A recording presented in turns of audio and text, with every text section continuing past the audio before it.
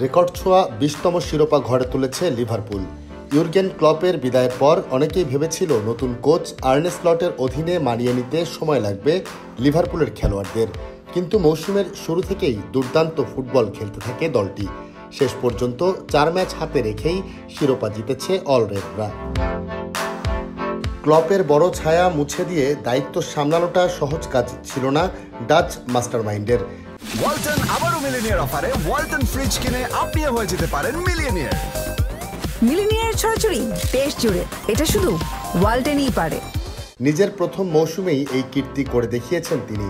English premier লিগে প্রথম মৌসুমেই দলকে শিরোপা জিতিয়েছেন এমন কোচের সংখ্যা হাতে গোনা। স্লটের মতো প্রথম মৌসুমেই প্রিমিয়ার লিগ শিরোপা সাফল্য পেয়েছে যেসব কোচরা। ২০০৪-৫ মৌসুমে চেলসির কোচ হিসেবে প্রথম মৌসুমেই প্রিমিয়ার লিগ জিতে ইতিহাস গড়েন মারিনিও। ক্লদিও রানিয়েরির পর দায়িত্ব নিয়ে মাত্র ১ বছরের মাথায় চেলসিকে ৫০ বছরের মধ্যে প্রথম লিগ শিরোপা এনে দেন স্পেশাল ওয়ান খ্যাত এই কোচ। রোমান আব্রামোভিচের অর্থনৈতিক সমর্থন তার কাজকে সহজ করলেও মরিনিওর ম্যানেজারিয়াল দক্ষতা ছিল এই সাফল্যের মূল চালিকা শক্তি।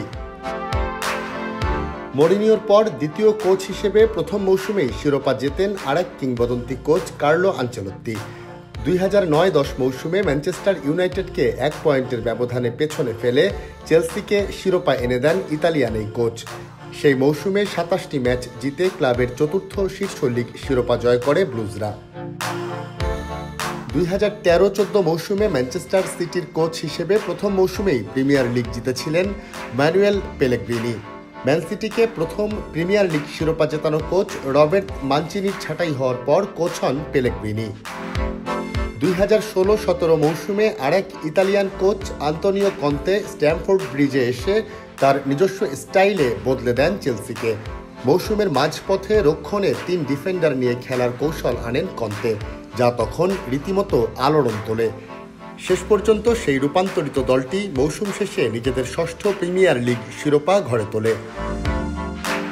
চেলসিতে জোসে মরিনিওর কাছে কোচের পদ হারালেও ক্লদিও রানিয়েরি ফুটবল ইতিহাসের অন্যতম রূপকথার জন্ম দেন লেস্টার সিটির কোচ হিসেবে।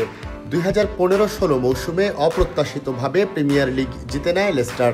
সিনেমার মতো গল্প লিখে রানিয়েরি নিজের নাম লেখান ইতিহাসে।